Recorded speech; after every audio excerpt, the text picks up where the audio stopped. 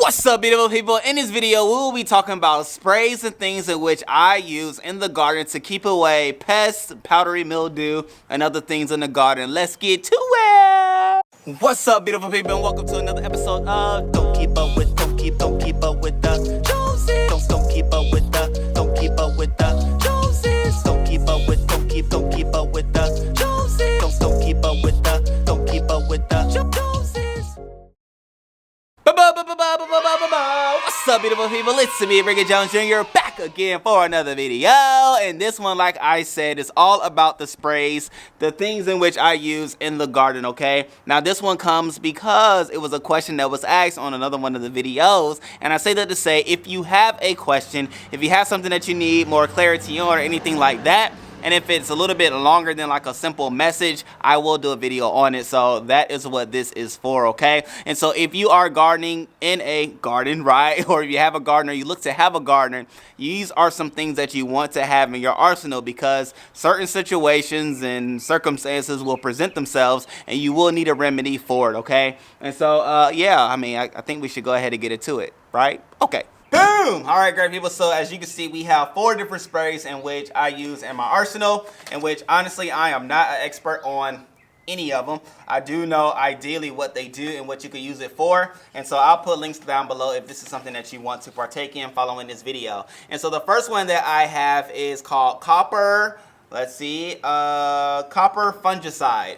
And so this one is used because of like your powdery mildew and things like that can come up on your leaves, on your plants. I really started, well, I bought this one when I was growing squash because as you know, or if you don't know, squash has huge leaves, which allows for powdery mildew and other funguses and things like that to come upon them. And so this was used to spray on the foliage itself, which rid the leaves of those different things, okay? And so you do want to make sure you take care of your fungal problems and things like that because they will then spread throughout your garden and it can harmfully affect your patch, your area, or where you are gardening, okay? So you definitely want to make sure things are taken care of and not just left out because it will hurt you in the long run.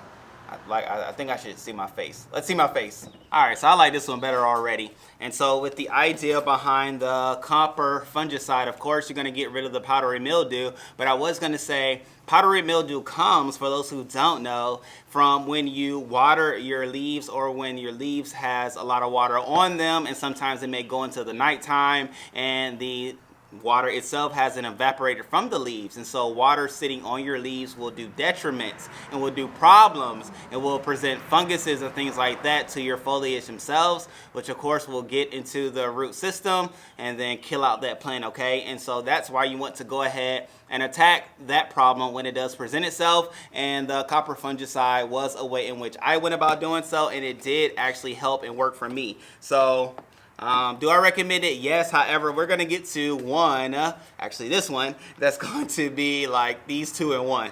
But nonetheless, we have the Insecticidal Super Soap, right? And so, boom, there it is. And these are all the Bonide, yep, Bonide, situation, which is said for organic gardening, which I was like, that's what I'm here for, that's what I'm there for. If you happen to know, anybody watching this video, anything contrary to these being useful as it pertains to organic gardening, definitely let me know, let us know. However, this one is used to keep insects away. It helps kills, as it says, 30 listed insects, which whiteflies was honestly the reason why I bought this, because whiteflies were damaging my foliage, okay? As you all know, I grow a lot of leafy greens, the kales, the collards, and things like that. And so I need all the foliage that I can grow. And so whiteflies were wreaking such a havoc on my plants that I had to switch it up. And so I had to buy this. And I will say, when you do, well, I'll say it on the next one. But nonetheless, with this, it keeps away, like I said, 30 different insects. Now, there's a little tab situation that lets you know which 30 different ones that it does kill. Obviously, I'm not going to go through all of them, but it does say you can use it on your vegetables. It tells you which ones you can use it on, trees, peanuts, and it even lets you know like what grace period that you want to give yourself if you spray your foliage with these on both of them, actually all of them. It lets you know like how far out do you want to spray before you actually eat the items, right? Because some things and some of them are 7 days, right? I'll just go ahead and say it. 7 days is kind of like the norm between spraying, waiting, and then eating. And so just keep all those things in mind if you do decide to use like a spray. So that's what that is, right? Boom! Quick commercial break. If you are new to the channel, if you would, please click that subscribe button. Turn it from a red button to a gray button. I would greatly appreciate it because we are on our way to 50,000 subscribers by the end of 2022. And I believe with the help of you, we can make it happen. Let's get back to it. So like I said, here is the one that was like these two in one, which, you know, you learn more and you do better. Now you're getting this video right now, you might just be able to go to the one. And so the one is a neem oil. I'm sure you might have seen this come upon the website.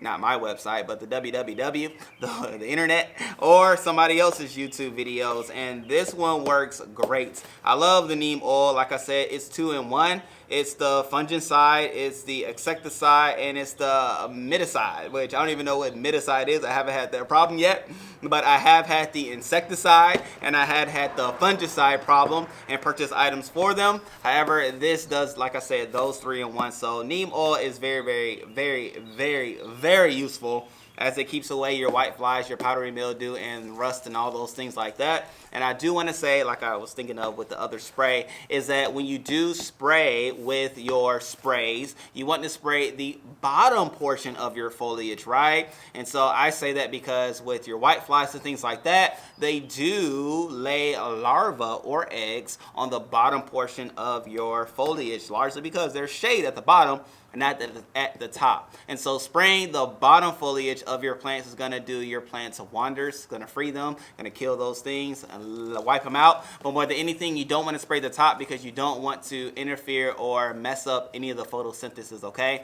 And so the sun comes down on the top portion of the leaves, photosynthesizes the leaves, give them the nice nutrients and strength that it needs to grow.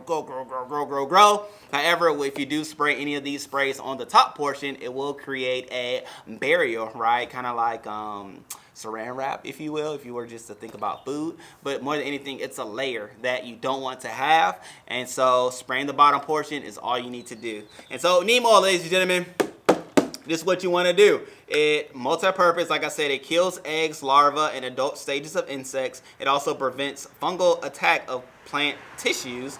And like I said, it's for organic gardening, okay? And so boom shakalaka, here is another one in ones.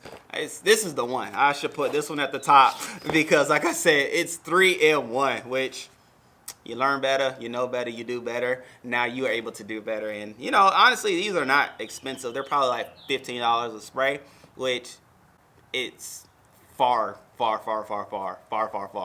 it, because the pain in which you go out to your garden and see things eaten, see things taken from you, there's no dollar amount that can equate to it. But nonetheless, we're not here for that, okay? Y'all were starting to tap into the pain that I have. And the last one that I'm going to show is your BT Thermicide, okay? And if it's spelled wrong, if I pronounced it wrong, oh well, there it is, you can read it yourself.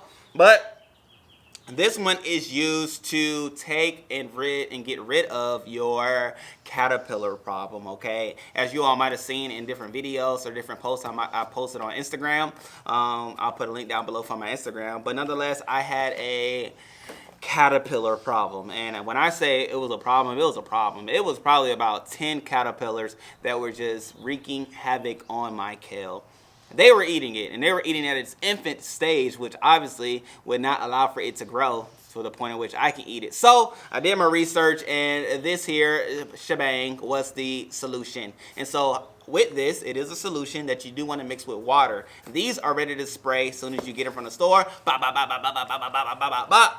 You can spray, right? But this one, you do have to mix with water in its own spray bottle and spray from there. Now, once you do mix a solution mix, you do want to use it all at that time. You don't want to try to store it or anything like that. It will not store well. It does not do well. Spray it, or excuse me, use it, mix it, spray it, release. And so the thing about this one is this works when the caterpillars themselves eat the kale or eat the collars or eat the foliage with this on it. So I say that to say you will lose some of your leaves in the process. However, the long-term scenario is that the caterpillars will be gone. Now, this is a solution if you have a large garden, or if you're not able to just go out there every morning or night, because caterpillars come out during the night or when it's dark, right? They come out when it's dark. So when it's dark outside, find your way outside, you'll see them out there. If you're not able to go out there and pick them and get them and release them and things like that, and then you do want to spray a solution so that they can not be a problem for you anymore, okay? There's not any other better way of saying it than that. So, hey, these are the 4 sprays that I use. Again, we have the BT, we have the Neem Oil, we have the Copper Fungicide, we have the Insecticide Super Soap, and these are the ones that I use. I will recommend them. They have worked well for me. And honestly, I have less of the neem oil than any of the other ones. Copper fungicide I have the most of because I just stopped growing squash. It just took up a lot of space anyway.